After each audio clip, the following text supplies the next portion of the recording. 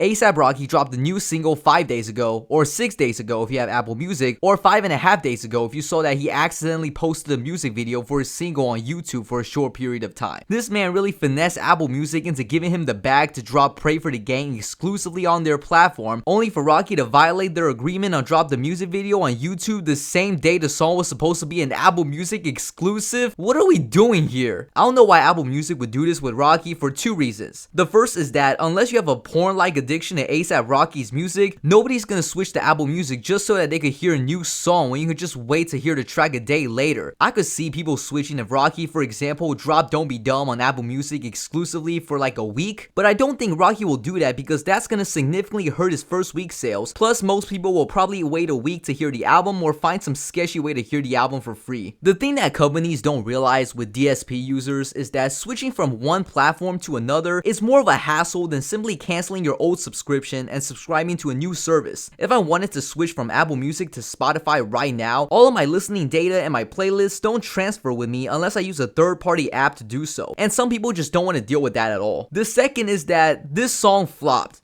Like super hard. As of me recording this video, this track has yet to break 1 million streams on Spotify. The music video for this video is still not back up on YouTube despite the track now being available on every streaming platform. Judging by the stats we have right here, this song is not even projected to land anywhere on the Billboard Hot 100. For an artist of Rocky's size, this is pretty bad. I know his influence in hip-hop has been waning over the course of years because he just doesn't drop, but this man still has 36 monthly listeners on Spotify, and Apple Music still saw this man as someone who was worth striking a deal with, just for that song to not even be in the top 100 USA, an Apple Music exclusive single being absent from that top 100 list. And to add more insult to injury, you know who is actually on the top of that list?